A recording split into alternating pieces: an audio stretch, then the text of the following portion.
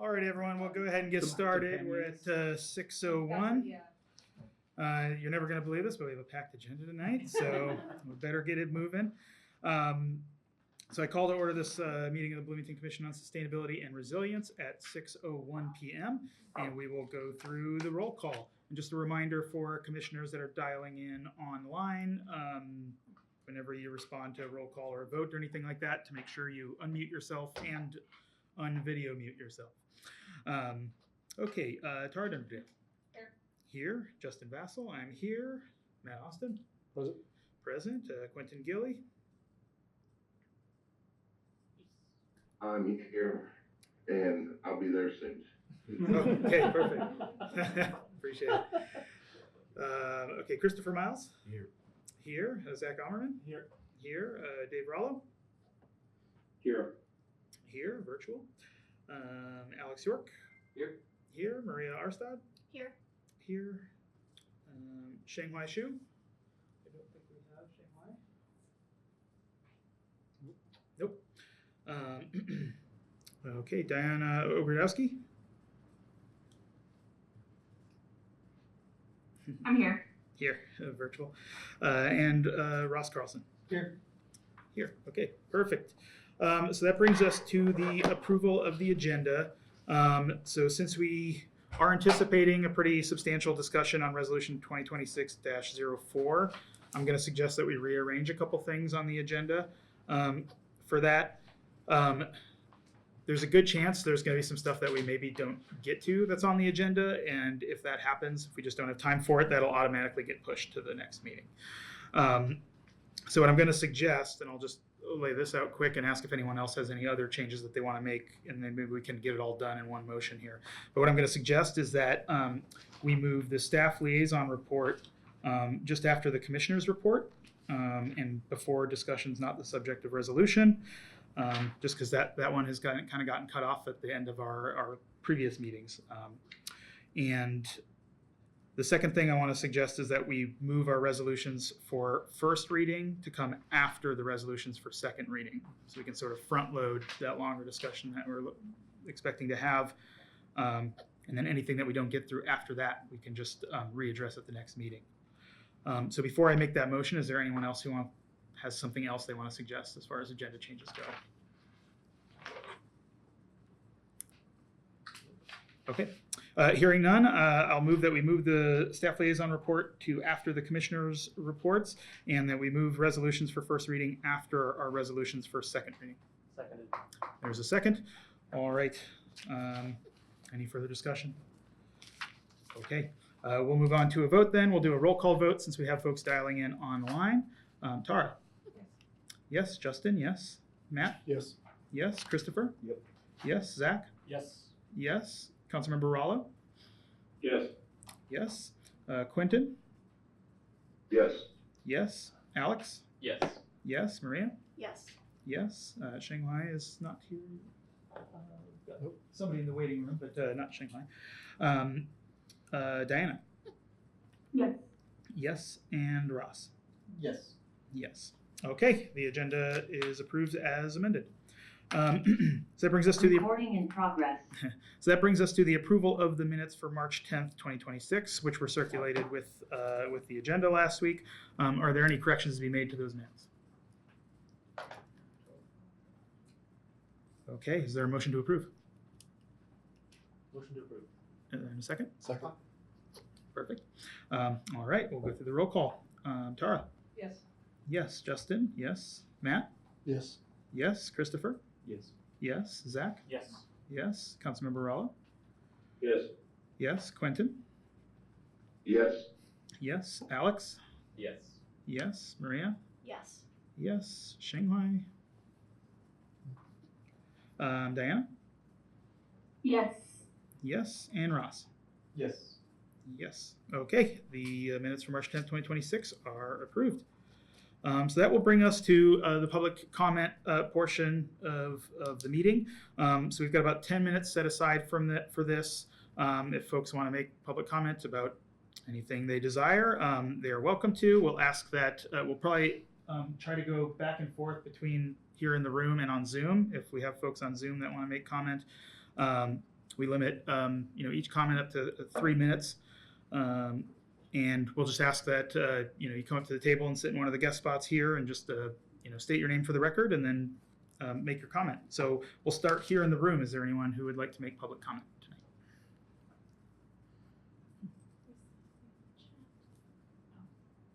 I admitted the note taker, yes. Okay, I'm not seeing anyone right away in the room. Is there anyone on Zoom who would like to make public comment? I would like to make a public comment, but I don't know where yet. Okay, perfect. Yep, we've got you loud and clear. So go ahead. And if you could state your name as you begin. Yes, my name is Ellie Spear, and I wanted my public is that I received as a member a community for a neighborhood grant last year, and I appreciated the opportunity for our neighborhood. Now we're actually we've expanded it and opened it up to people in the community, but where we're all paying. But as a part of that grant, I received a 1099 NC, which is for non-employee compensation. And I was not paid as a team member by the because grant, only for supplies. So it's a little hiccup where I'm going to be charged some tax for it. And I'm working right now I've made into accounting to change this up, but I just wanted to acknowledge that this did happen to me. You did award grants to anyone else that they may be in a situation, but have just turned their forms at their accountant or their tax advisor and not realize that. So just throwing it out there as a concern, because we're having to redo the forms because it was forcibly. So that's what I'm commenting on. Then I'm also, my second comment is any kind of neighborhood grant. As I continue to commend this to community member organizations, they're coming back to me and saying that the process is very, very difficult and challenged for them, and they're giving up. I say I will help them. I help them as much as possible, but they're really, people are giving up. So, and I know you want to support all different kinds of sustainability initiatives. So I'm just giving you my feedback from home. Thank you. Thank you very much. I appreciate that feedback. Is there anyone else in the room here who would like to give public comment? A point of clarification, if I can just. Sure. This is the only opportunity for someone to speak about the resolution -04 that we're going to be discussing later. At that point, there will be no public comment. Correct? That's correct. Yep. Okay, so if there is anyone who wants to make a comment, now would be the time. Yes. Thank you. That's a good clarification.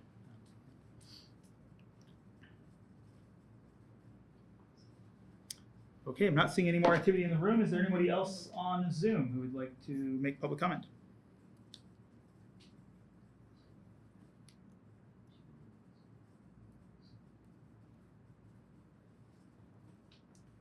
Okay, I'm not seeing any activity there. Great, well, thank you so much for that comment. That'll bring us on to commissioner reports. So we'll do the chair's report first. So a few things to go over here, organizational updates. On the report itself, you can see the org chart there. There's not a whole lot that's new. This meeting that wasn't their last meeting, just except for the officer slate is of course new because we held officer elections at our last meeting. We currently have 2 vacancies, and so we've got 12 of the 14 seats filled at the moment. The O'Neill School capstone project on sustainable energy utilities. We've got a final presentation on that coming up later this month on Tuesday, April 28th from 5:30 to 6:30 in council chambers. So it's a Tuesday evening, but it's a slightly different time than usual, a slightly different week than usual, and a fairly different location than usual. It's just right down the hall. We're expecting to receive the presentation on the final report from that, and also an opportunity to maybe ask some questions as well. I sent out a survey to folks asking if they'd be available for that slot, so that we could guarantee that we would have a quorum for that. I heard back from 8 people, and they all said that they could make it. So that means we should have a quorum, but of course I haven't heard from everybody. So if you're able to make it, please do plan for that. I'll send out a public notice here this week for that special meeting. And if you know that you are not able to make it, please also let me know, so I can keep track of that. Can you Yeah. send out that survey to anybody who didn't respond? Sure. In case people forgot whether they responded or not. Yeah. Yes, I can absolutely do that. Yeah. Or I could just send out the notice, and anyone who knows that they won't be able to make it can email me. But yeah. Just a hypothetical anyway. Just asking for a friend. This is very kind. Yeah. I'm sure it didn't get buried under a pile of emails. We don't get emails that much, right? Okay, good. But yeah, very much looking forward to hearing that report. I assume we're still on for that, Alex. Haven't heard anything to the contrary. I have not heard anything to the contrary. Okay, no news is good news. Perfect. I just wanted to mention for resolution 2026-02, which we passed at our last meeting, which was about the automated license plate reader technology, that resolution has been transmitted to all the offices that were listed in the resolution. Actually, save one, which is the Monroe County Sheriff. I went to the website and tried to find the email address there, and I could not find one that seemed like an obvious one. So I'm still digging for that. If anybody has it, let me know. It's probably like sheriff@co.monroe or something. But Connect with me afterwards. I have a, third-party connection, but I can make sure it gets to him. Okay, perfect. Appreciate that.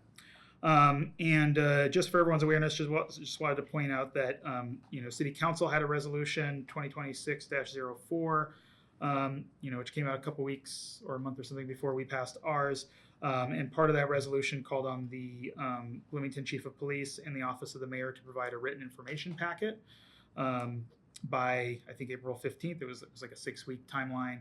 So I think April 15th is that timeline, which goes over the contract terms and the cost, data retention, these sorts of things. And I think that there's going to be a public briefing about that at the council's meeting at April 22nd. But I know the council hasn't put out their agenda for that yet, so don't quote me on that. But if that's something you're interested in following along with, just keep an eye out for that. I want to put out a call related to a different flock resolution, not the one we passed last time, not about surveillance technology, but about chickens. So this was resolution 2025-01, which we passed last year. It was titled "To Adopt a Scalable Poultry Flock Size Model," and it basically recommended to the city that folks who have larger properties be allowed to keep more chickens than they're currently able to.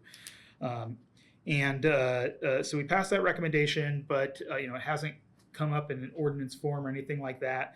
So what we'd like to do, try to make it as easy as possible for City Council, would be to try to draft that sort of ordinance language and then send that over to them. So I'm hoping I can find a volunteer here at this table that would be willing to dig into what that resolution says and into the municipal code and the UDO and try to just identify all the sections there that we would need to change the language to allow for this to happen. Is anyone here interested in doing something like that? And I wasn't looking at you because I was trying to make it happen, but okay, great. Yeah. Appreciate that. Yeah, once we know exactly where those changes would have to be made, then we can work out what language we'd actually want to put into a draft form, and then maybe we can shop it around some of the relevant departments and stuff just to get some more eyes on it before we send it. Yeah. I cannot take on writing this, but having just applied for a chicken permit, I know Okay. I can send you all the relevant do, yeah. documentation and Okay. code. Okay, But it good. doesn't Yeah. really I pass have our the- motion. Yeah, let me know. Excellent. Okay, perfect. Yeah. Thank you. Okay, great. And then just a few internal updates, ongoing projects and stuff like this. So the 2026 strategic planning retreat and the 2025 annual report have sort of been on my list of things that I keep saying is almost done and ready to go. So apologies that it hasn't been done yet. But I will make these two a very high up priority to get out the door before our next meeting. We will do a strategic planning retreat. Still just have to work out the details. A couple other things that have sort of been on the back burner for a while now. Some sort of commissioner's handbook / onboarding materials that folks can use to reference, have everything kind of in one place, things like bylaws and best practices, things like this. And bylaws reform is another one that we've been talking about for a while and just haven't quite gotten to yet. And that's made even more relevant now that the municipal code numbers have changed and the parts of the code that refer to our commission are in a different place now. So the bylaws are extra out of date and ready for a revamp. So stay tuned for more on that front. And we'll probably be asking for more volunteers to help write new sections of that sort of thing. Okay, so finally, getting down to sort of external updates. These are mostly just for folks' awareness type stuff. There's been a lot of work on the Hopewell South PUD specifically at the moment. This housing policy and zoning policy is something that we've talked about as a commission before, wanting to be more involved in, wanting to understand a little bit better. It was one of our priority areas back in 2025. And so I just wanted to, kind of point this out as something that's a very, prescient and, fast-moving topic. That's probably just good to pay attention to. So I know the next two council meetings, there's a special deliberative session, I think, tomorrow, and then, the following week on April 22nd, I think this is going to be on the agenda for those council meetings. So it's probably worth, following along with for folks who are interested. The mayor recently gave a State of the City address, so definitely encourage all commissioners to watch the recording of that if you weren't there or you haven't seen it yet, just to stay in the loop on that sort of thing. And then I was just reading about Bloomington Transit considering merging a couple of routes and expanding some of their micro transit capabilities. And this was, in the context of year-over-year ridership declines that they've been seeing.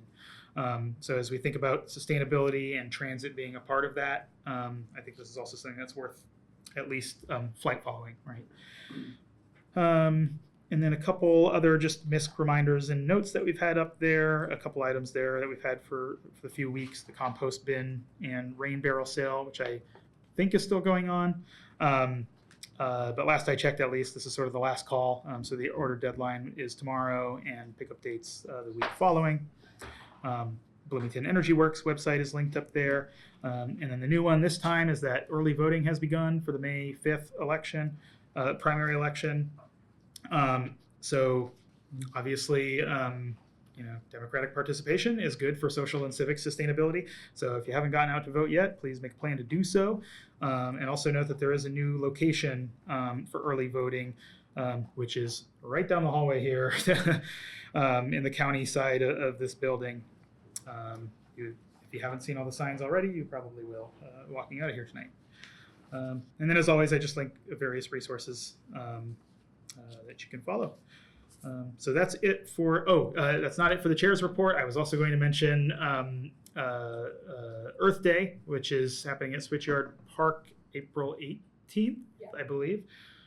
Starting at, I forget exactly what time, but 12:30 to 4 is the advertised time. It's noon to 3:30. Noon to 3:30, okay. Yeah, perfect. So we'll hear that a couple times, thankfully. Yes, and so we are participating.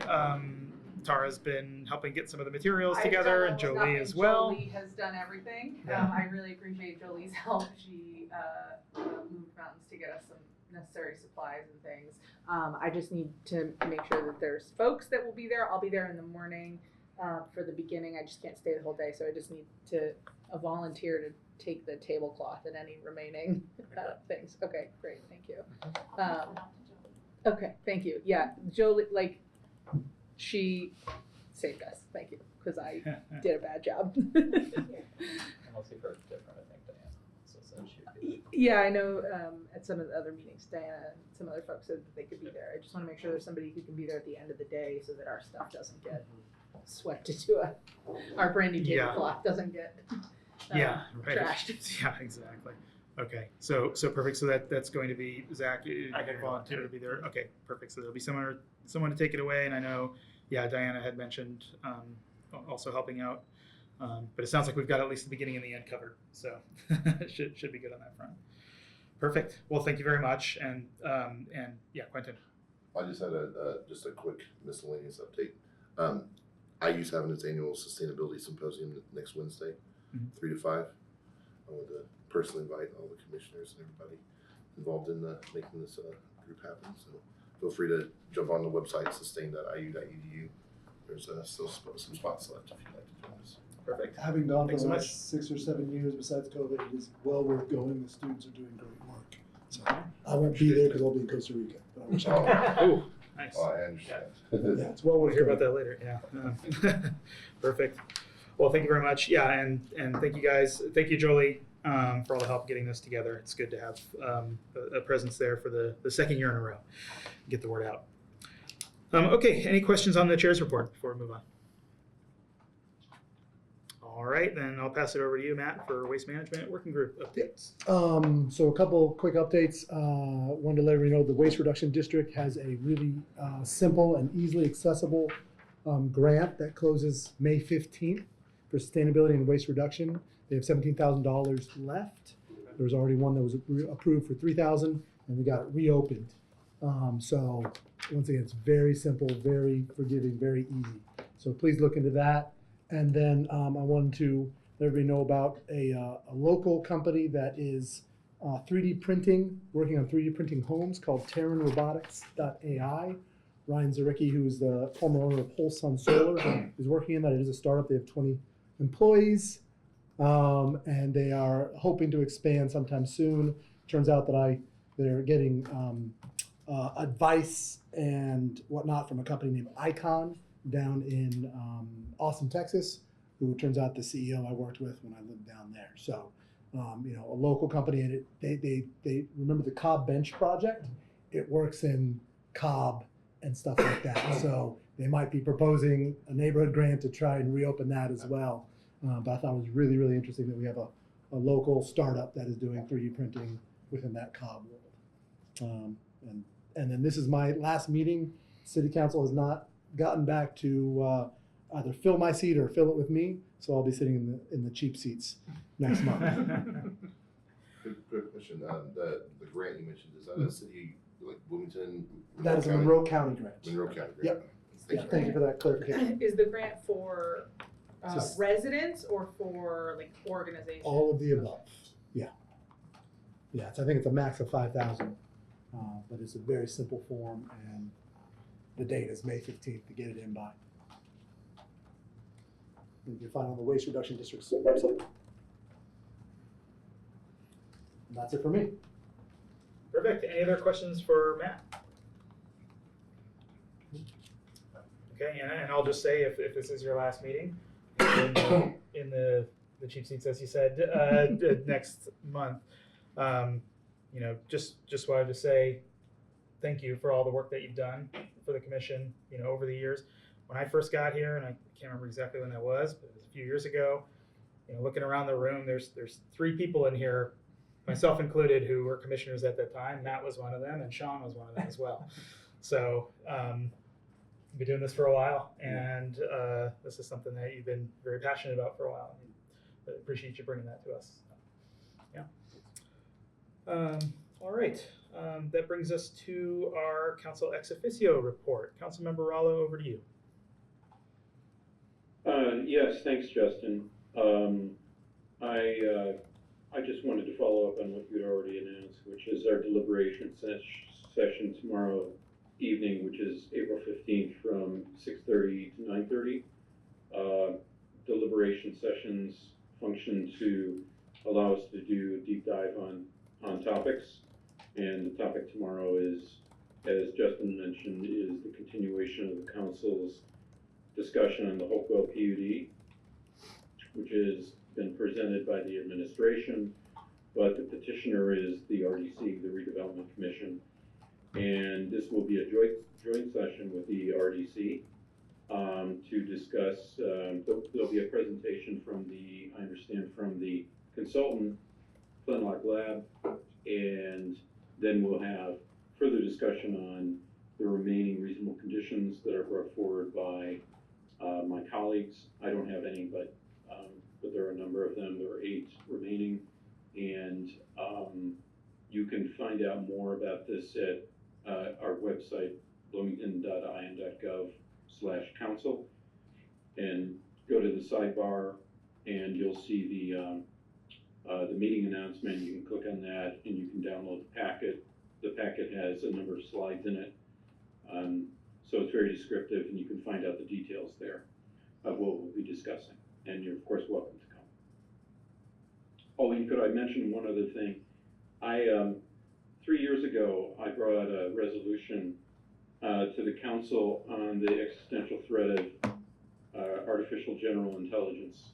And it's still a passion of mine to try to elevate the salience of that topic to the public. And I gave a talk on it last evening to the Brownstone Institute, the local Midwest chapter. And I'm happy to do a abbreviated presentation, shortened one, for BCOS if you're interested at some point. I would love that personally. That would be very interesting. That's all I got, Justin. If there are any questions, anybody have any questions, let me know. I should say the reasonable conditions, they focus on the streetscape as per the transportation plan, and to accommodate a tree plot, narrowing the lanes, a wider sidewalk on Rogers Street, and then a discussion on increasing, our proposition is to increase the affordability of units there. I did have a question, if I may. Yep. Has the council hired a lawyer for the reasonable conditions dispute with the administration?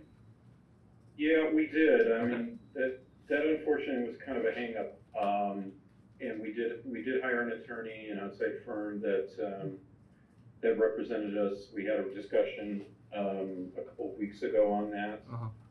They affirmed that we had the right to offer reasonable conditions. Of course, the administration of the RDC had the right to turn them down. And so but we do have that ability, as we've had for a long time, and that was important to me because this process, I've been through a lot of PUDs, and they've been improved by that process. Take, for instance, Hillside and Henderson, which is a really nice neighborhood activity center. There are things that occurred there that happened that were required by council, and we negotiated with the developer on that. So it's something that we are allowed to do, and that has been effective. And so I'm happy that the attorney, affirmed that. And by the way, Justin, I'm still very much, and several of my colleagues are aware of the, readdressing the chicken ordinance. It's just that we don't have an attorney right now. We're going to hire one in interim. There's an advertisement out for our council attorney, but without one, we've been really, had to scale back the amount of legislation that we've been bringing forward. So it's not that topic isn't important to us, but I think we look forward to working with a member of the commission on that once we get an attorney hired. Yeah, absolutely. And in the meantime, we can try to get into as good a shape as we possibly can, so that once we're at that point, then we're kind of ready to roll with it. So, yeah, great, much appreciated. Any further questions for Councilmember Rall?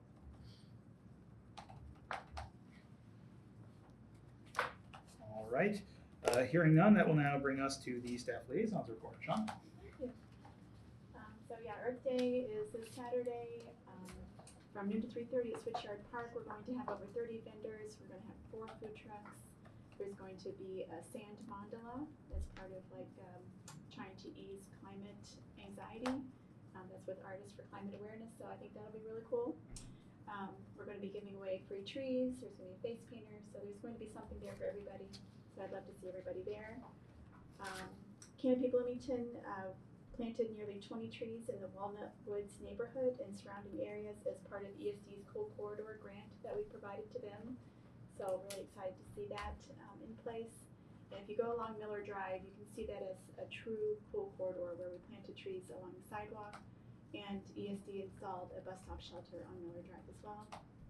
So that helps to reduce the impact of extreme heat and give people shade during the hot summer months. So that's a great program. We'd love to see implemented, and we hope to continue. Bloomington Energy Works, that program is coming to a close. We will be submitting tomorrow to the Coalition for Green Capital our Clean Energy Public-Private Partnership Plan. We gathered projects worth an estimated total of $60 million. These projects were from actual solar designs completed by Donovan Energy, and also estimated solar projects that we gathered. So the entire purpose of this program is to potentially bring low-cost finance capital to Monroe County for project implementation. So keep your fingers crossed. Donovan Energy is still completing some energy audits for some buildings. We had some applications that were submitted at the final hour. So those will be completed by the end of this month, and we'll be updating the P3 plan and submitting again at the end of this month. Some of those projects we're providing a level 2 ASHRAE energy audit to the Monroe County School Corporation for Bloomington High School South. That is a significant building, and they are extremely thankful for that energy audit. So really happy with the success of that program.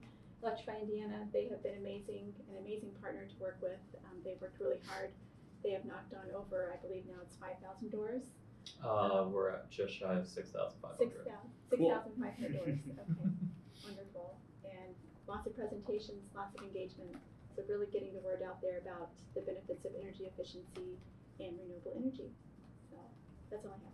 I have plenty more, but that's enough.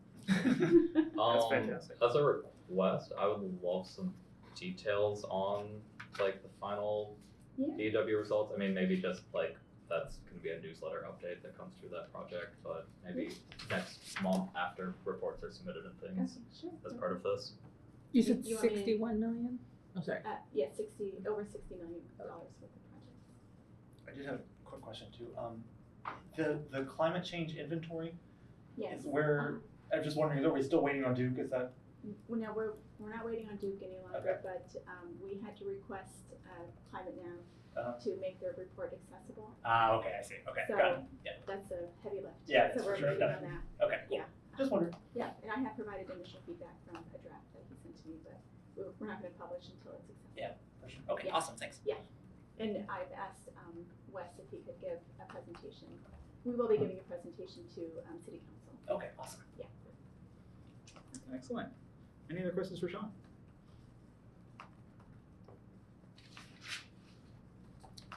All right, hearing none. We don't have any discussions that are not the subject of the resolution tonight. So that brings us on the amended agenda to resolutions for second reading. And we'll start with resolution 2026-04 against the use of glyphosate in Bloomington's public spaces and environmental practices. So, as you all know, the public has taken a significant interest in this topic, and that is great to see. I want to thank everyone who's reached out to share their thoughts with us. We are an advisory body. Part of our mission is to make informed recommendations to council, to the mayor, to other entities in the city. And so as a commission, we really do rely on the Bloomington community to help guide our thinking about sustainability issues and to help educate us on issues where we don't have widespread in-house expertise, so that we can make those recommendations from an informed position. So again, just want to thank everyone who's reached out about this. I want to say a few words about the format of this before we get moving with it. We're going to do things a little bit differently than we have for most other resolutions in the past. So we'll be joined by two subject matter experts today. In a moment, I'll ask them to come to the table to participate in a Q&A discussion with commissioners. So after brief introductions, I'll open up the floor for the commission to ask the guests questions that are pertinent to the topic at hand, specifically glyphosate use within the city of Bloomington, and whatever questions will help you make an informed decision on the resolution here. So as always, we want to be sort of cognizant of time. So we should try to go about it in a fairly orderly way. So I'll ask commissioners to just indicate to me that you'd like to ask a question, and then I'll try to keep a tally of in what order we're going. Yes. There's someone online who wants to take a comment, just so you know. Oh, okay. Well, we don't have a public comment section for the resolution. We're already past the public comment phase. But yeah, thank you for mentioning that. Yeah, so I would just ask that try to focus on one question at a time during that section, and we'll try to just take turns so everyone gets the opportunity to ask if they have a question that they want to ask. So I will point out from a procedural standpoint here that we haven't actually moved the resolution yet, which means we haven't started deliberation on it. The Q&A period is an opportunity just to ask questions, but not a space for actually discussing thoughts on the topic or the merits of the resolution, that sort of thing. Once we're done with the Q&A, we'll actually move and have and ask for a second, and then we'll enter the deliberation phase we can discuss. Let's see. Okay, so before we get started on that, are there any questions from the commissioners about sort of how the process will play out here? Okay, perfect. Then I'd like to invite up our two subject matter experts, if they're with us in the gallery, to come on up. Justin, I'm sorry, can I just briefly say, Yeah. I just want to disclose for the record that my husband works for Parks and Recreation and he applies glyphosate. That's part of his job. I don't see any financial benefit or negative that I would be getting out of this resolution, so I wasn't planning on recusing myself. If anyone disagrees or thinks I should, I will recuse myself. So just say so, and I will do so. But otherwise, just wanted to disclose that for the record. Perfect. All right, thank you very much. Great, so first, let me welcome you here and thank you for taking the time out of your evening to be with us. I know there's probably a million other ways you could be spending your time right now, but we really appreciate having you here to answer some of our questions. So to start, could you please introduce yourself by stating your name for the record and giving us just a brief description of your background and expertise as it relates to the use of glyphosate? And we'll start here on my right. Thank you, Justin. Of course. My name is Ellen Jacart. I am president of MC IRIS, the Monroe County Identify and Reduce Invasive Species group that started 17 years ago. My career before I retired, I was the first botanist for the Hoosier National Forest. I then spent most of the rest of my career working for the Nature Conservancy, directing the management of all the nature preserves in Indiana. And about half of that's prescribed fire, and the other half is invasive species control. So I developed the policies, strategies, and tactics for dealing with invasive species control on a large scale. And increasingly over the years, I worked with other organizations and agencies to help them with their policies, strategies, and tactics. And 10 years ago, delightfully, I got to retire. So at that point, I put more energy into MC IRIS. And one of the things I think that really developed and evolved since then was our relationship with City of Bloomington Parks and Recreation. And that has been, I think, one of the strongest foundations of our group, and how delightful it was for me to find an agency that dealt with herbicides in such a thoughtful manner, committed to integrative pest management, and working with them has been absolutely wonderful, and co-leading volunteer days and teaching people about invasive ID and control. And so that's why I was so troubled by the content of the resolution and wanted to speak up and just, be able to help answer any questions you might have on why we believe that glyphosate is a really important tool in the toolbox, and it would be devastating to lose it. Well, thank you very much and welcome. And Mary, we'll go to you next.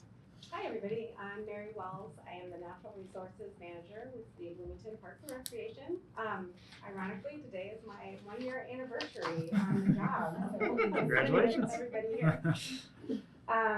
Prior to being at Parks, I was in the nonprofit sector. I was worked as an invasive species specialist with State of Indiana Cooperative Invasives Management, helping to establish groups like MC Irish, which are known as Cooperative Invasive Species Management areas throughout Indiana. So in my region of service.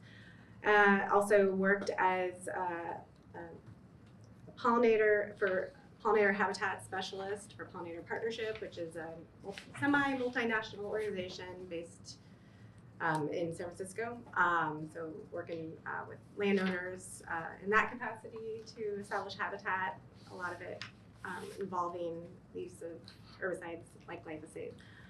And also, I just am also an avid member of MC Iris, involved locally throughout the years, and just very thankful to have Ellen as the leader of that organization. And then before that, I also worked as office manager and involved in the native plant nursery over at Ecologic.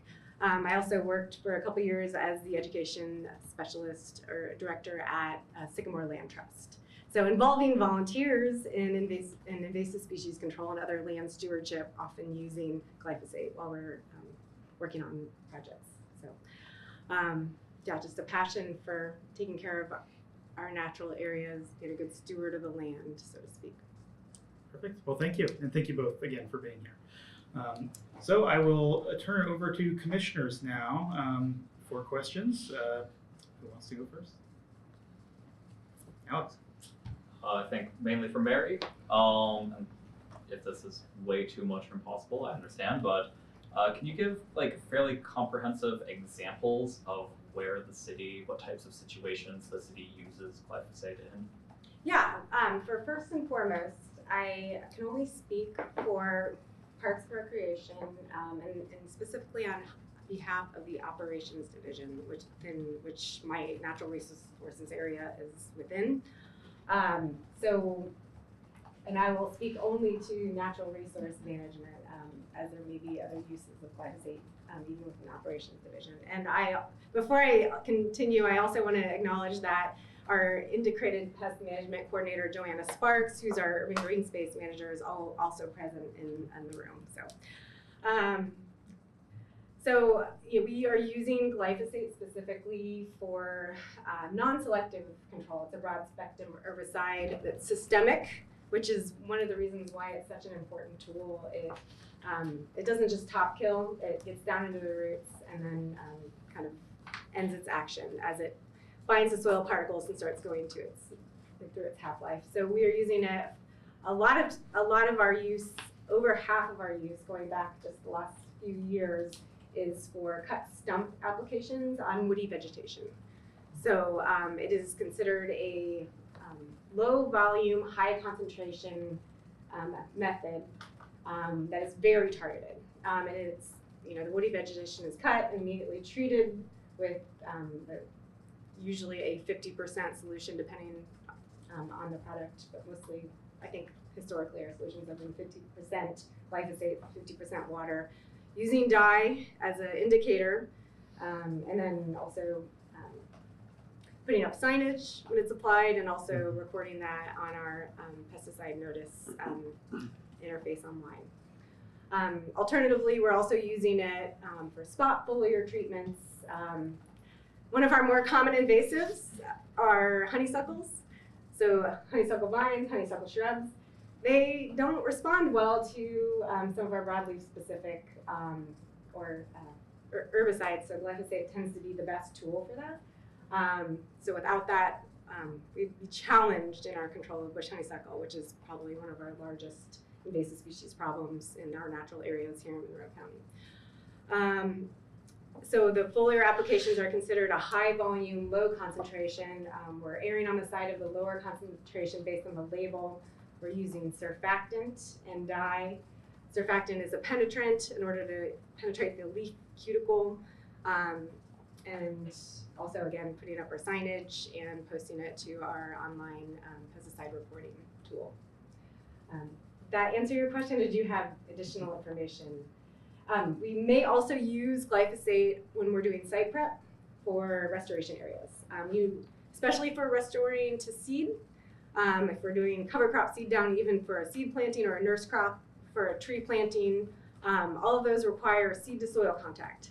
When you're restoring a quarter of an acre to 5 acres, and glyphosate's a useful tool depending on what's the existing vegetation on site. I have a question. Okay. Yep.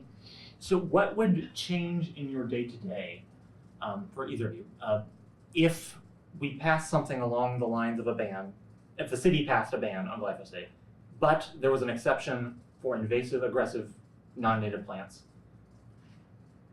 Would that change anything about your day-to-day?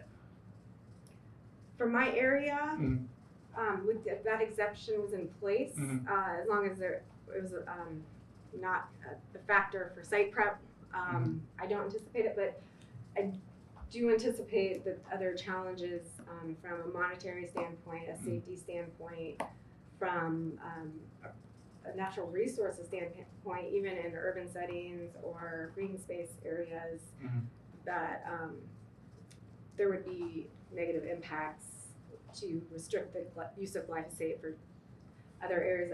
But that's, I should say that I'm speaking on outside of the area that I should be directly commenting on. But I guess I don't understand what would change if you're allowed to use it for invasive plants. What would change specifically? I'm just curious. I don't know.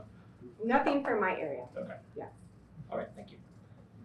I'll say, because I've in preparing for this, I talked with a professor in Florida who's dealt with a lot of glyphosate issues there. As you know, some communities in Florida have attempted to ban glyphosate, and one of the things that they saw was a great increase in lawsuits, largely because glyphosate was used to keep sidewalk cracks clean. They had no other way to do that effectively, and there were a lot of slip and fall lawsuits. Okay. And that changed how they dealt with it. Okay, thank you. Does Bloomington apply glyphosate for grass?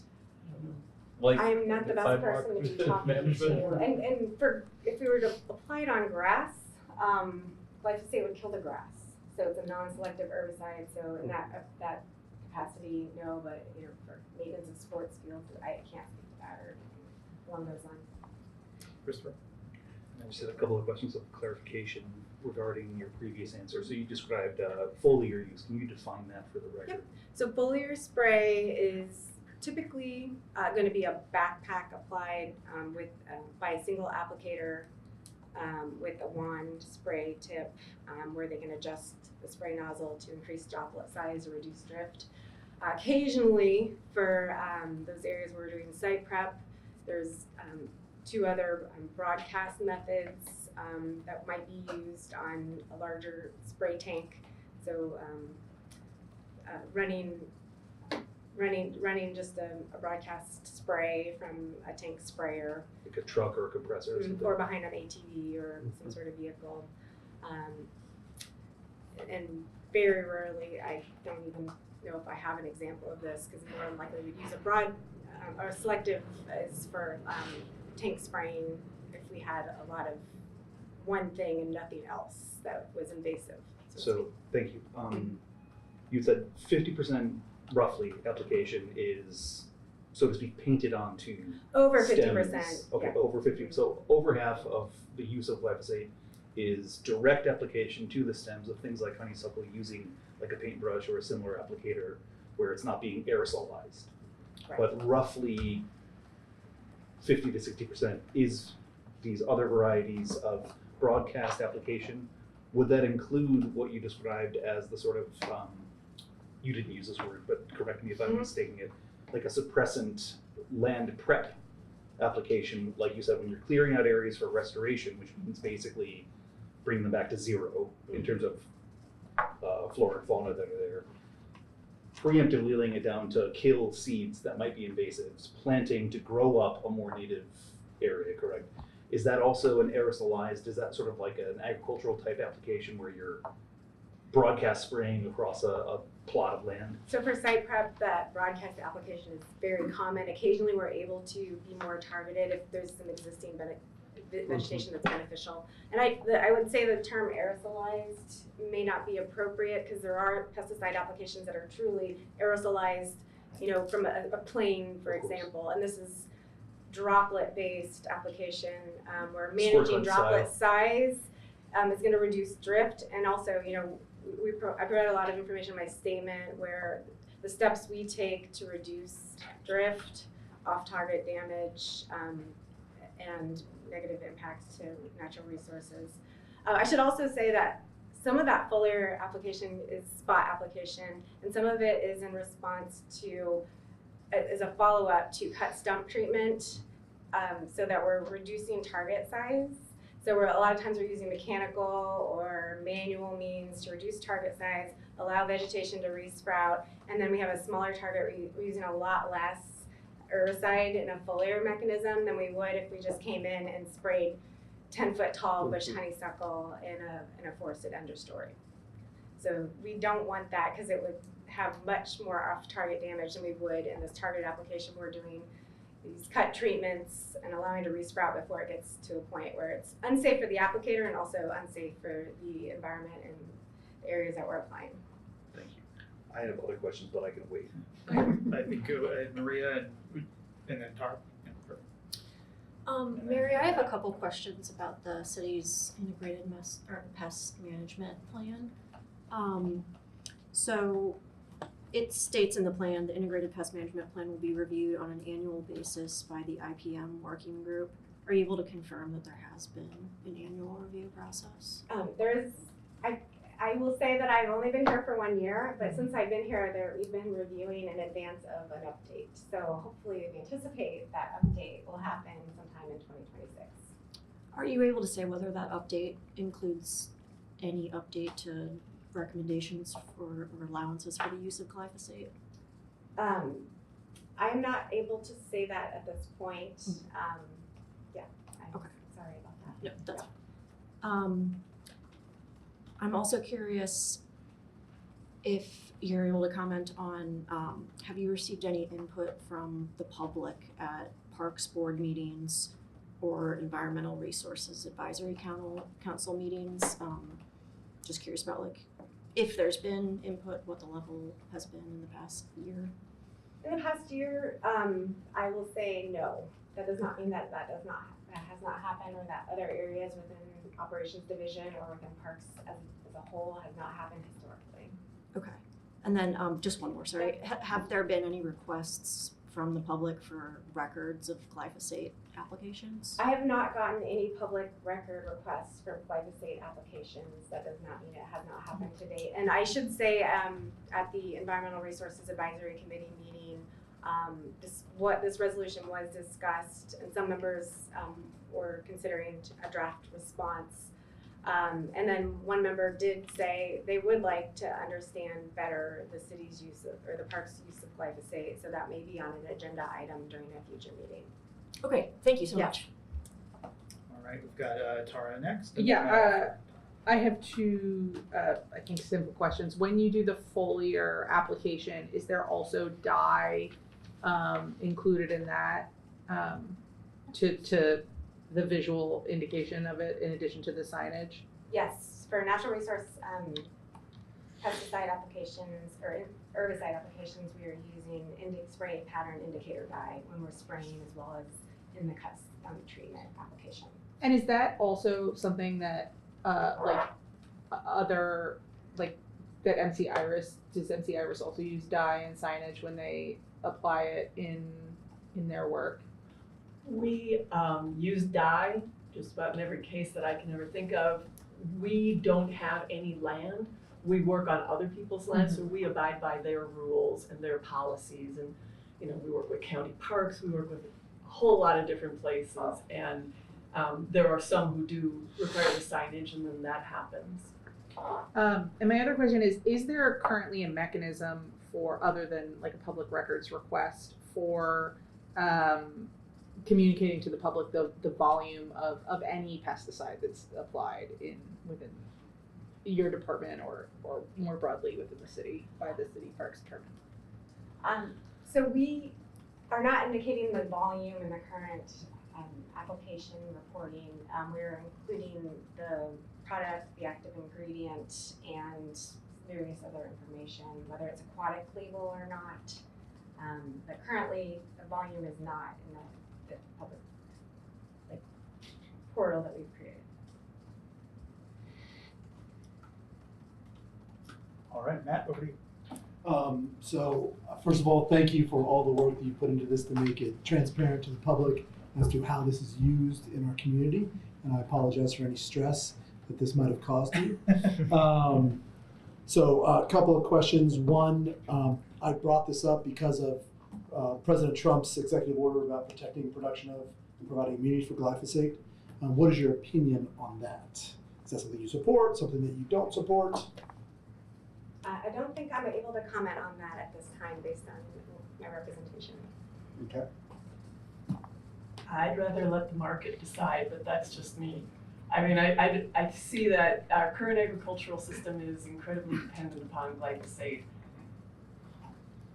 That said, chemical companies are now developing other chemicals for GMO crops like dicamba. Mm-hmm. Dicamba is so much worse. And the incredible damage that we've seen, because dicamba drifts. Mm-hmm. Everybody knows it drifts.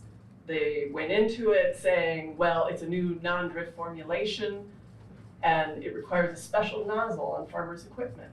Farmers didn't buy the nozzle. There are lawsuits all over the country because of that.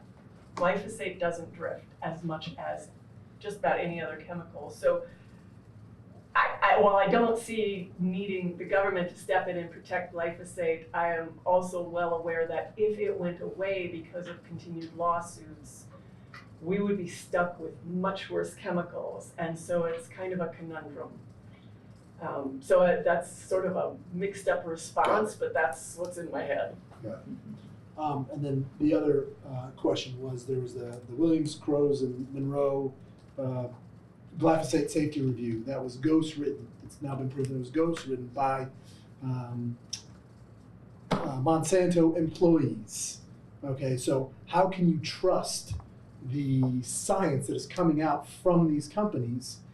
And when there's science that opposes it, a lot of times those scientists disappear, bad things happen. So I just, because in this letter you say that that glyphosate is a herbicide which does not affect the environment as much as something else. Glyphosate quickly breaks down more quickly.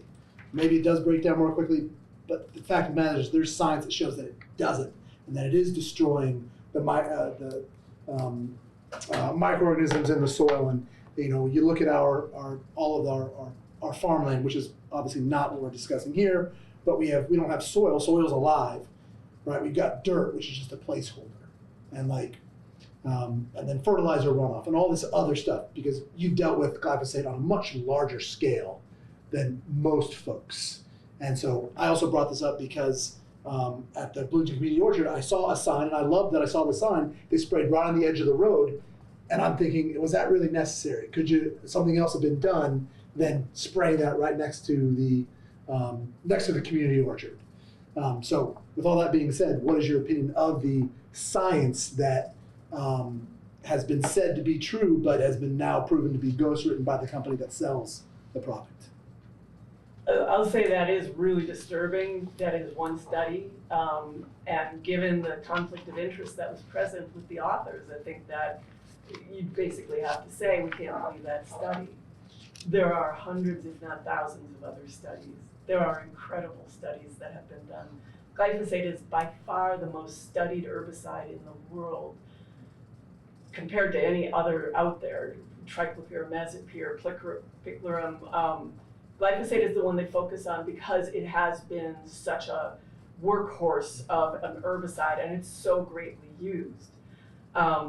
I think you have to carefully evaluate the author's potential for conflict of interest, but from what I have seen from all of the work that's been done, thus far there have been no good studies that have shown significant harm to humans and applicators and used according to label directions, compared to all the other possible herbicides out there, it's the safest we've got.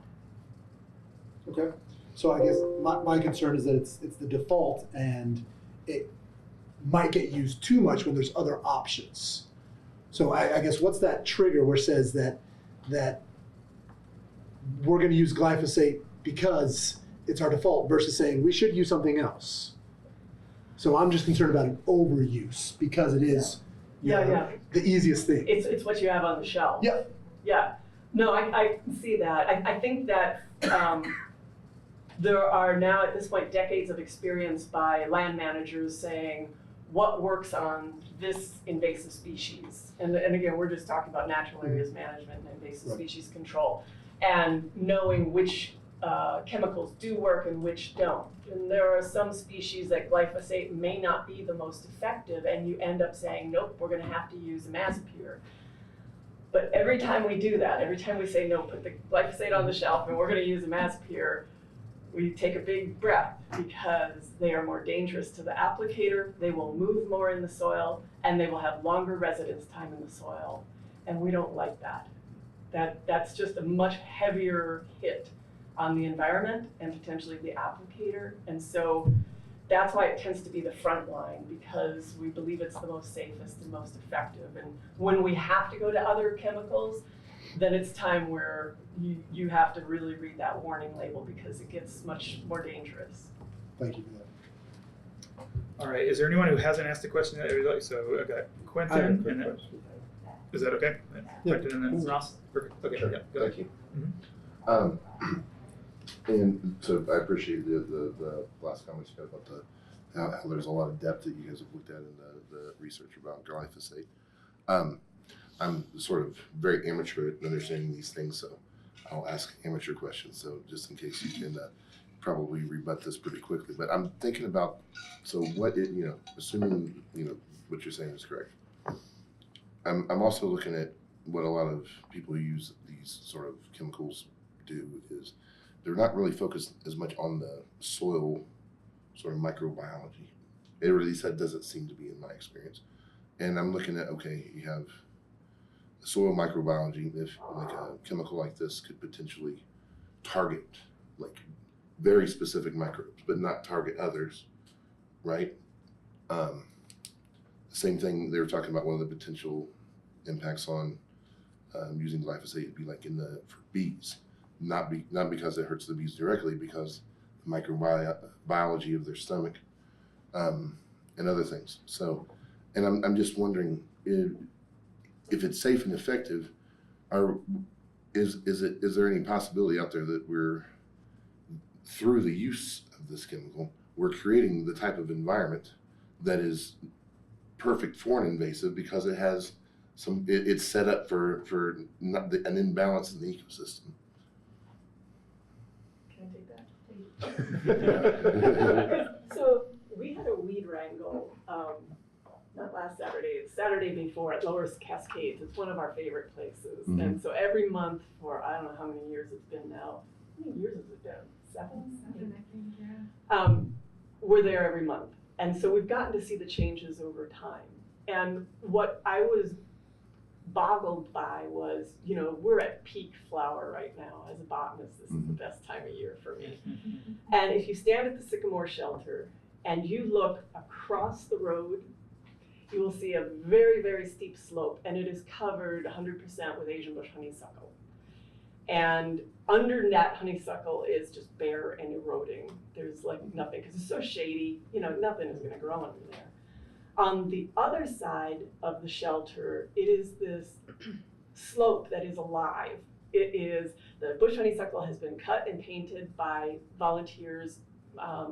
It's clear of the shrubs, and the Cascades has just one of the best wildflower displays we've got in Bloomington. And so 2 weeks ago, it was just buzzing with pollinators. This whole slope is gorgeous, and I'm taking pictures. And the bottom line is, that slope that is covered with Asian bush honeysuckle was completely cleared by volunteers 6 years ago during COVID. They climbed up that slope like mountain goats, but they didn't use glyphosate. And every one of those shrubs is now approaching 10 feet tall, and we've got nothing. The site is essentially dead and eroding. Where we use glyphosate on the stumps, it's alive, the bees are buzzing, the butterflies, the tiger swallowtails were out. I feel confident from what I've seen with the treatments we've done that we have made the environment healthier. We've made it more biodiverse. It's better. And I look for, whatever research comes out and see what we can learn from it. But from what I've seen with my own eyes, we've improved the environment with the use of glyphosate. Thank you. I need to. I would add to that there's, we're honeysuckle suppressing native biota or flora, and it also has these allelopathic where they prevent native plants from growing. Other invasives also change the soil, maybe even more so than glyphosate would. So we have autumn olive, which is a nitrogen fixer. It is a gateway for other invasives. So if we leave autumn olive, we've completely displaced the plant community. So there's that to consider as well. So I had Ross next. Is this like a? This is actually just a direct response to the question here. But I can It's just quick, very, yeah. very briefly. To answer your direct question, yes, any kind of input, particularly on agricultural scales, does produce an arms race with invasive weed species, however you want to describe it. That is strictly correct and kind of universally observable.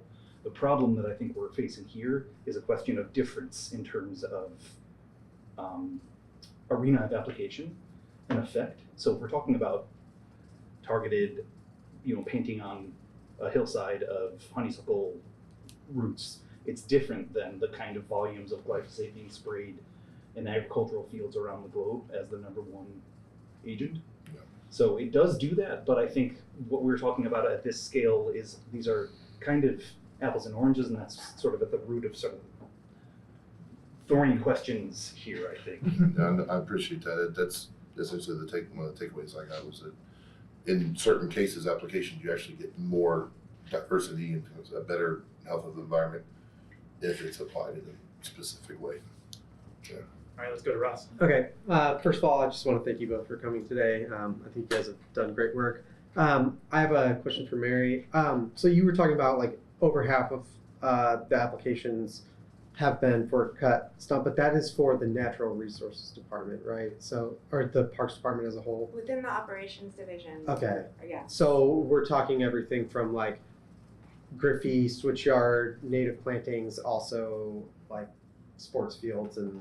Operations division does not cover sports Okay. management. That's what I was wondering, because I Sure. feel like from what I understand, this is a very useful tool for the native habitat restoration. And what I haven't really learned much through this discussion is how much this is being used on the Cascades Golf Course, Twin Lakes, stuff like. And that's where my concern really with this would lie is, are we using this a lot for like fence row management and stuff like that, rather than are we using it for native species or habitat restoration, where I think it is an invaluable tool. So I thank you for coming. I wish you could speak more about that. That's, I guess, my question that has been left unanswered is how much, in comparative to how much you guys are using, what they're using and where it's going to and for what. So that's all I have. Perfect. Okay, we've got Councilmember Rallo on Zoom with his hand up. Go ahead, Councilmember Rallo. Thank you. This has been a very good discussion. I think there's a lot of points of agreement regarding the question about where it's used. The last report that I saw was from 2015, and there were 16 gallons of glyphosate that were used by the city of Bloomington. And in 7 of those were used for natural resources, so presumably then to treat non-native invasive plants. So now the other 9 gallons went to uses such as fence rows and areas around ball fields and I think, used at Cascades Golf Course and so forth. But I think, you know, being an organic farmer for a while, the farms around me were spraying glyphosate, I think on the order of a quarter to a half a gallon per acre. So the farm across the street, for instance, from where I farmed, easily used as much as the entire city of Bloomington on its fields. Just as a matter of perspective, I think that, you know, and maybe this goes into deliberation, so maybe I should hold back, Justin, but maybe we could, if the sponsor of this resolution were interested, Matt, we might consider, you might consider amending it, or the commission might consider amending it to say that the commission supports the minimal use of glyphosate, and then, you know, maybe parenthetically, for purposes of invasive and non-native species control, because that would, you know, that would allow the activities, say at Griffey or Cascades or elsewhere, to control these non-natives to continue, and which is the best choice, I think, in my mind. But it sends an instruction that it needs to be kept at a minimum. I'm just putting that out there. I don't, you know, and that's all I've got to say right now. Thank you. Thank you. I've got one quick question, and then we can do round two. My question was answered. Okay, perfect. So I'll go, and then Alex. Okay. Question for both of you. Maybe Alan first. If you could just speak a little bit about sort of the scope of the invasive species problem in Bloomington. You know, how severe is it? You know, how much work has to be done or sort of to battle it? Are you gaining ground, or is it kind of just holding the line for now? And then to Mary, like if glyphosate were to be taken off the table, what would that look like operationally for Parks and Recreation? Like, you know, what would that do in terms of cost, labor, things like fuel use and stuff like that if you had to rely on other options? Thanks for the questions, and just in general, these have been awesome questions. Thank you. The situation in Bloomington is pretty comparable to other urban areas in Indiana, because it tends to be urban areas that have most of the invasive species problem, for the not surprising reason that that's where the landscaping is, and better than 90% of our invasive species are escaped landscaping species. And we differ on some, like we have the worst lesser celandine problem in the state, as far as I can tell. Indianapolis is not great, but boy, do we have a lot. Jackson Creek is just covered. And that's different than other places, and it's just, you know, historical. Somebody brought it in, and then everybody saw the pretty yellow flowers and moved it to their yard. So there's some variety. Are we making progress? Well, MCRS is 17 years old now, and we think we are making progress landowner by landowner. Our whole goal is to have landowners feel enabled to deal with this problem, to be able to go to their yard, know what they've got, and be able to control it. And so we give free invasive surveys. We've done a couple of hundred of those, and each person tells their friends, and we have sort of little nodes of neighborhoods. And we have, I don't know, we've had about 16 neighborhoods that have reached out, that we've helped organize.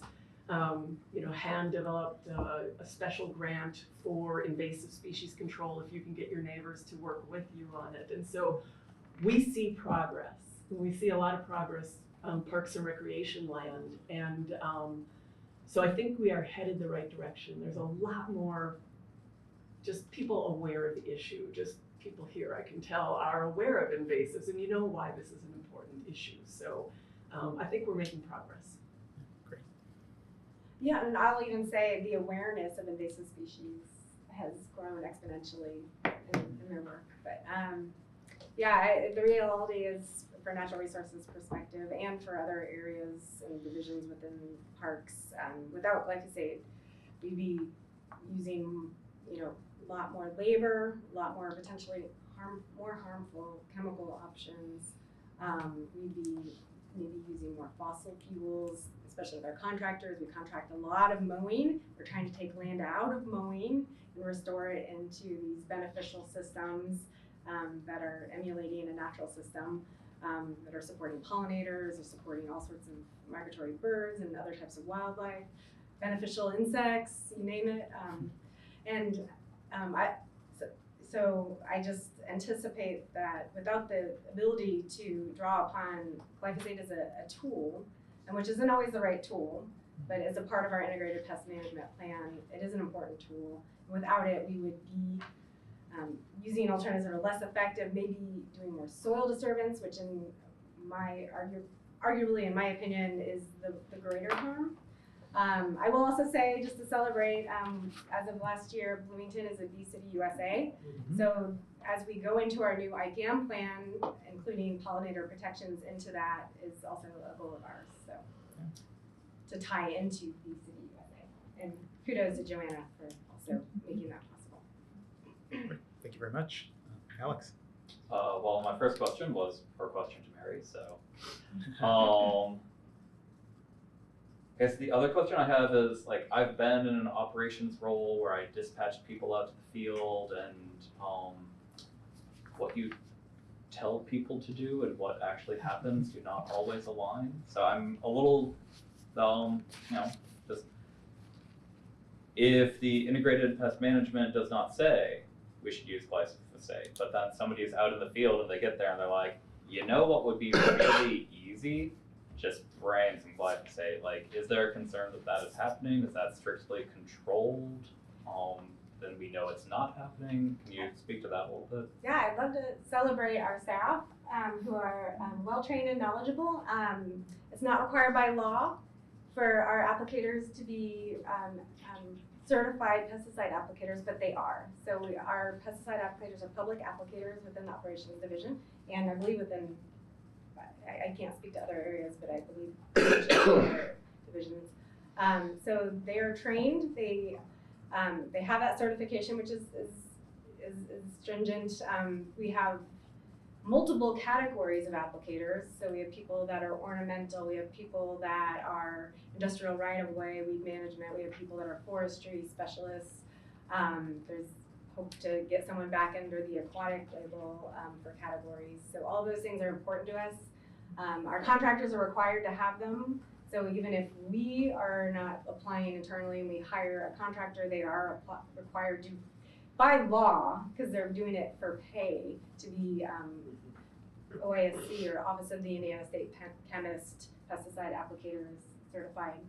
And we do internal refresher training. So, and some of my staff just stay up at night reading pesticide labels to better understand. I literally brag on that all day long. They care. They want to make sure they're using it. We stay on top of research, and we go to conferences, and we just try to stay up to date on our use of pesticide, including glyphosate, and just weighing all the pros and cons and making decisions and changing how we work on a daily, if not yearly basis.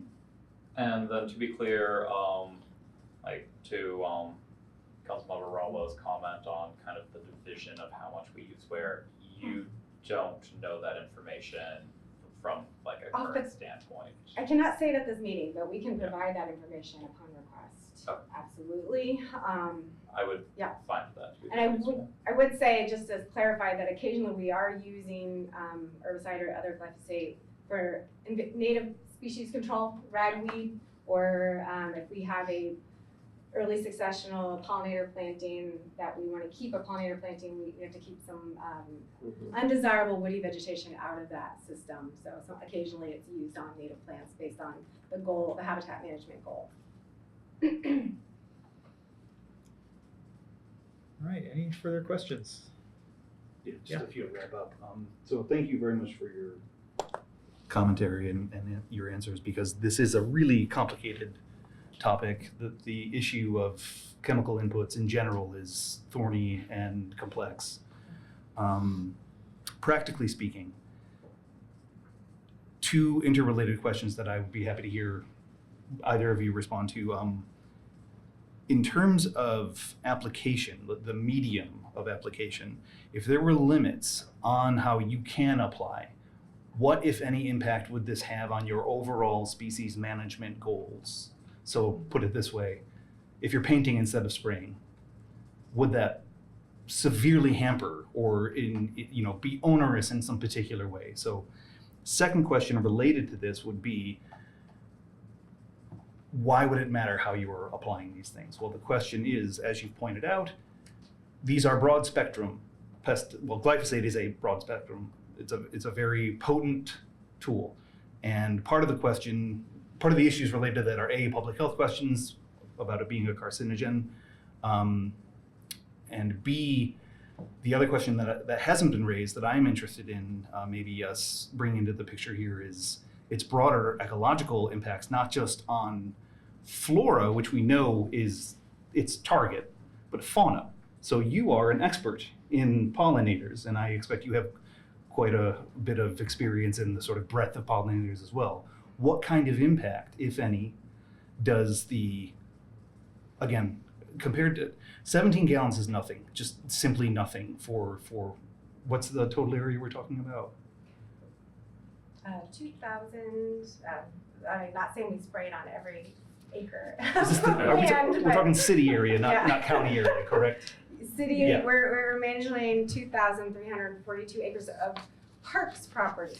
Please note that other people may be using glyphosate outside of parks. But I mean, just, I have expertise in the political ecology of agriculture, and 17 gallons is just, the issue is really agriculture in my mind. But it doesn't mean that there aren't potential impacts. And so I'm interested, just to reiterate this in a succinct way, how would limiting the delivery affect you, if at all? And B, would that have would a limitation on spraying, for instance, have positive effects in terms of fauna, pollinators, insects, other kinds of creatures that glyphosate might be harming outside of the question of plants? I can speak to that, and hopefully, Ellen, please, if you have anything additional to add. Well, I just want to give an example. Over the last 2 years, our internal staff have used a combination of cut stump and foliar applications on invasive woody in the state dedicated nature portion of Griffey, which is Griffey Woods Nature Preserve. They've cleared 40 acres of honeysuckle, and a lot of that was cut stump, but we're not done. So we've cleared the first wave.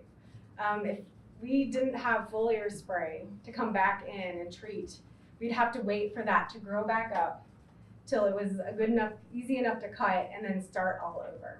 So is foliar used on saplings? Well, Foliar will be used on resprouts, which is most likely going to happen even if you cut stump or you've got some smaller new growth. The seed source doesn't go away. It comes in from outside neighbor areas, burning bush, autumn olive, honeysuckle. All of that is coming in from the land surrounding Griffey, which is, I'd say, close to between the IU land and us, very privately owned and not as managed as we're attempting to do at Griffey. So that's just an example. I could speak to it on case-by-case basis. And then I'll also just mention things like Japanese silkgrass. We use very low rates, and especially in areas where it's near water or where there's potential for runoff into surface water. We're using aquatic label formulations. So, normally we're using a grass-specific formulation that's very targeted.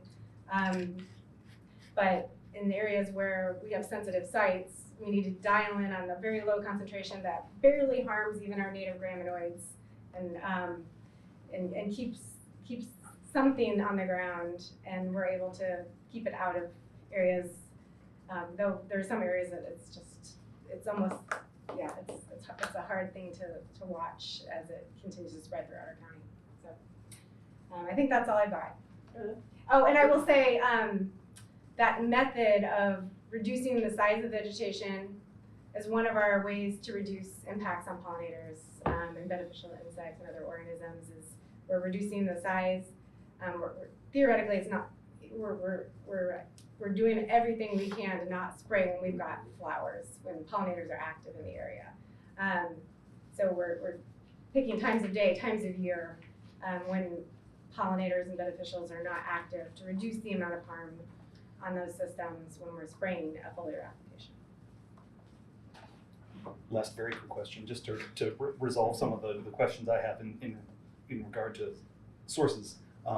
You very generously provided some sources in your letter to us, and I found that very helpful. Is it possible to attach as like, I don't know, an exhibit or something along those lines, something informative in terms of like a bibliography of studies that are supporting or expressing these kinds of positions regarding public health questions, regarding pollinator questions, etc.? I do want to say that we have 5 minutes. I'm doing it. Yes. Thank you. Perfect. All right, well, yes, we are coming up at the end of the meeting, so I think we'll end the Q&A session there. I want to thank our guests again for joining us tonight. This has been really helpful for me. I think everyone got a lot out of that. So thank you very much. Really appreciate you taking the time to Thank be you for here. giving us the opportunity. Thank you. We appreciate you. Great questions. All right, so that brings us to the deliberation point. So I just want to make a quick note about procedural stuff here, especially since we're coming up at the time limit. We're probably not going to have enough time to talk through all this stuff. There's a couple things that we can do. So now would be the time to do the motion in the second, and then it opens up for deliberation. At that point, we could choose to postpone this definitely, which means we pick a specific date in the future that we're going to come back to this and go through the discussion again, just like we did, like we would have today. We could postpone indefinitely, which means we don't set a future date and it basically never comes back on its own. That effectively would kill it, but that's a procedural option people should know about. Those are the two big ones.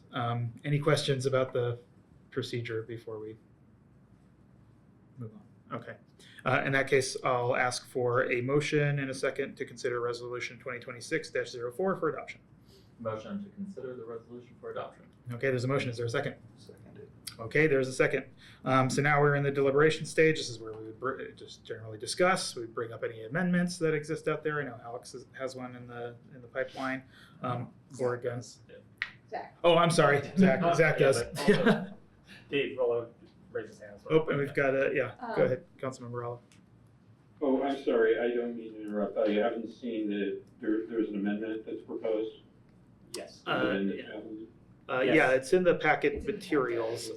But Tara, did you have a? Well, is this where we would move to postpone it? It is. Okay, I move that we postpone the deliberation to the May meeting. I second that. Because Okay, so there's a motion and a second to postpone until our next regular meeting, which is in May. And there's a second. Is there any discussion about that postponement? Can we okay, not we'll go. add 30 minutes to our meeting one time to get this done? That's subject to the availability of staff. Is that Yeah. something that's? I mean, we meet once per month. Because we have online people, we're gonna have to do a voice vote to We are. decide whether or not to extend the meeting. Yeah.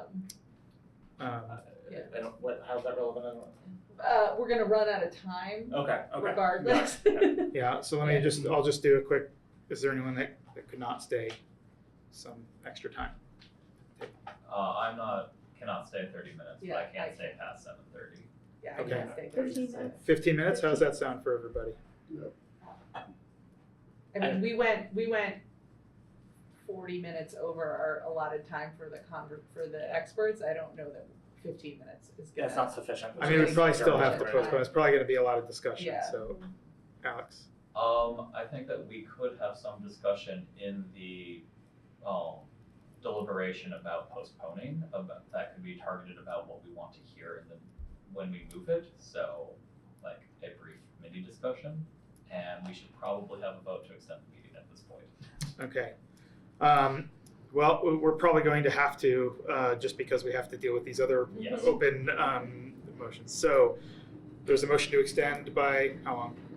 I motion to extend the meeting by 15 minutes. By 15 minutes. In a second? Second. Okay. All right. So we'll go through the roll call vote to extend to 7:45. Tara? Yes. Yes. Justin? Yes. Matt? Yes. Yes. Christopher? Yep. Yes. Zach? Yes. Yes. Councilmember Rallo? Yes, Yes. Quentin? Yes. Yes. Alex? Yes. Yes. Maria? Yes. Yes. Shanghai is not here. Diana, I think did she jump off? I think so. So. I think she was coming in and out of Sure. connection. Ross? Yes. Yes, okay, we are extended to 7:45. We do have, so that brings us back to our active motion on postponing definitely until the May regular meeting. So I'll open up the floor for discussion on that postponement. I support this postponement. For that May meeting, I would really like to see. I have a poor sense of the city's total use of glyphosate. I would like to have a better idea of how much in 2026 we are applying and, where. Having that information, I think, would be useful for, general views on the issue. Okay. I support postponing the meeting, and I also am curious. I very much appreciate the time of our experts, but since they were both from the same side, I wonder if it would be beneficial to invite someone, an outside expert of the opposing view for the commission to ask questions to. I am a little unclear on procedure, which is part of my issue here. So I agree with postponing. My question is, there was quite a lot of material raised, a lot of meaningful questions, a lot of meaningful points. Is the procedure that we would at the next meeting discuss and then have to vote on like up or down on this? Or like what are the opportunities to actually chew over some of the meaningful and not simple content of what we've talked about today?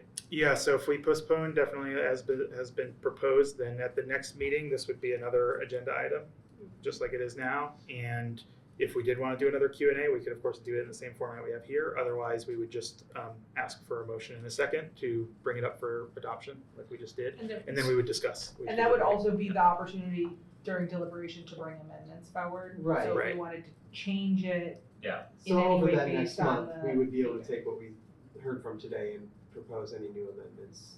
Right. Yes. You have to Exactly. move to adopt, you have to do a yay to adopt, and then you'd have an opportunity to deliberate and propose amendments. Yeah, just a motion in a second, and then that gives us the opportunity. It's a motion to deliberate. consider it for adoption. Yeah.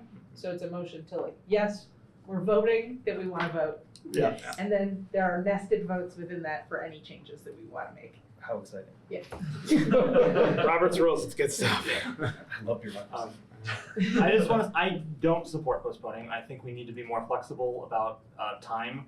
I think we only meet once per month. We have an ambitious agenda, things set up. I think we should stay later and just get this knocked out of the park. That's my opinion. Do you feel like we have enough time to? I think we should stay until it's done, debate? is what I would do. But anyway, that's my 2 cents. Quentin. Well, I support postponing, understanding people may need to leave. I guess where I'm coming from is I feel like as far as within the city sort of boundaries, it could be argued that there might be more, higher, importance things that we could focus on. However, we're talking about a toxic chemical that's used widespread all over the place. And I'm thinking about, okay, what if the real value that can be had here is sort of sending that market signal, that buzz that doing something here makes a change and gets other people in cities across the country or other places interested. So, so I guess that's where I'm left at it. Sort of like, it is what it is here, but could we use this to do something bigger? Okay. Yep. So it's my motion, but I actually think that we probably could. I would feel comfortable voting on it because I feel comfortable saying no because I don't think this addresses what the actual issue is, and I don't feel comfortable putting my name on this resolution as it currently stands because it lacks citations. It's not clear what it's actually like trying to do. It's mostly without like covering things that are like not within the city's jurisdiction that are the issue. That said, I think with everything that we learned today, I think there's an opportunity for some like good amendments to say something else about pest management and application and the way it's used outside of the city's jurisdiction and what we want to say about that, which is why I propose. Okay. postponing. Okay. Gotcha. Okay. Anyone else with thoughts about the decision to postpone this to the next meeting? Okay. Then we'll go to a roll call vote. So this is a vote to postpone the consideration of this resolution until our May regular business meeting. So just Yes. to clarify, so there was a motion to proceed with discussion, deliberation. You can't postpone it until you voted to consider it, and then you can postpone. Right, later so consider it. wouldn't you do the vote first for the consideration and then? We've had a motion and a second for the consideration, and so that's what brought us into deliberation about it. You don't And have to then- vote on that part. Yeah. So, okay, The vote so. is whether yes or no adopt it. So like where it's a series of nested things, Yeah, and then okay, you have okay. to deal with the nested Okay, so thing and we- climb back You down. can't postpone it until you've done the motion to consider and to, yeah. Okay. Brandon's not always with Robert's rules. I know. I just wanted to make Something sure to consider we were in the for proper our order. bylaws Yes. rewriting There you is go. the rules that we use to govern Yeah. meetings. Anyway. All right. Any further discussion on the decision to postpone this until the next meeting? Okay, then we'll go to a vote on that. Tara, Yes. yes to postpone. Okay. Justin, I will abstain. I'm on the fence. Matt, Abstain. abstain. Christopher, Yay. yay. Zach, No. no. Councilmember Rallo, Sure, yeah. yep. Quentin, Yeah. yes. Alex, Yes. yes. Maria, Yes. yes. Shanghai is not on. Diana, is she on? Nope. Okay. And Ross. Yes. Yes. Okay. 1, 2, 3, 4, 5, 6, 7 yays, 2 abstentions, and 1 no. So yes, that passes, and we will reconsider this at our next meeting. And in the meantime, folks can think about amendments that they might want to offer. If anyone has any ideas of other guests that we might want to bring in to address the commission, please let me know, and we'll try to get something like that arranged. Can I make one comment? Sure. There's a little bit of confusion out there. I did receive an email asking that if this commission passed this resolution, would the city of Bloomington automatically ban this substance? And the answer is no. Yeah, This no. is an advisory Yeah. commission. It's only advisory. You're giving advice to city council. Thank you and for the saying mayor. that, yes. So That's right. just wanted that We don't make clarification. laws. Yep. We don't make laws. We can only make recommendations. Yeah. Nobody has They're to only listen to worded them. That's right. Okay. Councilmember Rallo. Yeah, I just wanted to alert everybody, I sent that data from 2015 to everybody's email account. Thank you. And it's a lengthy list of chemicals. It's not only glyphosate that's applied, it's a lot of other things. So you might have a look at that before Awesome, we thank you. continue the discussion. Thanks. And I'll try to get I'll request an updated list from Parks and Rec Director. Councilmember Rollo, if you get that list from the Parks and Recs director, will that only be Parks and Recs use of it though? Actually, I think it was citywide. Okay. He was, actually, I think it was I got it from the deputy mayor at the time. In 2015, and I think that was citywide, but it's a good question. I mean, I see that it's used for various parks, golf course. If you open it up, it's an Excel spreadsheet, and then natural resources use. I don't know if it's used maybe by Public Works somewhere, for sidewalks and things like that. So I'll have to find out. I'd also just encourage all the commissioners to review, before next meeting, to review the integrated pest management plan. And just to make sure that if whatever form of this resolution isn't redundant or doesn't recommend things that are actually already in here. And knowing that they're working on an updated version, and any resolution could make recommendations for how this current plan should change. Question on logistics for next meeting. Does this take precedence over? Will this be top of the agenda again? Is that's my? I had 2 other resolutions. Right. Yeah, we've got a backlog now. Yeah. It doesn't have to be. I Okay. mean, the ones for first reading come first Yeah. naturally, so we don't necessarily have to move that next Yeah. time. And I have the Kirkwood one, which the Right. program if they were to restart it, which I don't think they're going to, but if they were going to, would have been in May, which means it's too late now. But anyway, yeah, but fair point. Yeah, anyway. yeah, that's we just have some something- latitude there in terms Yeah. of how we order the individual ones. Okay, Under, thank you. yeah, absolutely. Okay, so we are.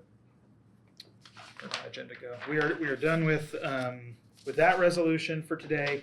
Now, since we are already over time, I think I'm going to make a motion that we just adjourn, and everything that we didn't get to today will be put off until the next meeting. So next meeting should be a good busy one as well.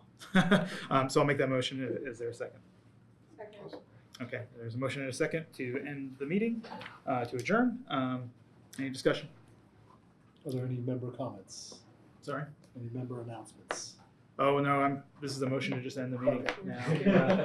Why, did you have something? No. Okay. Just to thank everybody who's involved in coordinating the experts. Absolutely, absolutely. Yeah, thank you, everybody who participated tonight. One quick question, how long would it have taken for us to get through the proposed resolutions in terms of moving them forward? 5 minutes. Yeah, so we have 5 minutes. It's, Yeah, I mean, but there's now going to be a there's been backlog motion. anyway. We have to No, vote on but that there's first. also there's going to be a backlog anyway with this plus the other Kirkwood one. We've created a backlog by going too slow on this. But Sorry. it's okay. It's not the end of the world. Yeah, that's a good point. We could have just done the first reading once real quick. But, It's okay. All right. Lesson learned. Yep, okay. All right, so this is the vote to adjourn the meeting. Tara? Yes. Yes. Justin? Yes. Matt? Yes. Yes. Christopher? Sure. Sure. Zach? I'm going to vote no. I think we should keep going. No. Councilmember Rallo? Yeah. Yes. Quentin? Yes. Yes. Alex? Yes. Yes. Maria? Yes. Yes. Shanghai is not here. Diana is not here. And Ross? Yes. Yes. Okay, that's 1 no, and the rest are yays. So we stand adjourned at 7:42. I want to remind everyone that our next meeting is a special meeting later this month. Oh yes, that's right. So an announcement will go out about that soon. But yeah, Ordinary participants will not be entertained in that that's meeting. correct. Okay. This is this will be a special meeting that we won't vote on anything. All we'll be doing is receiving this information. We should from the- probably. Great. Thank you, everybody.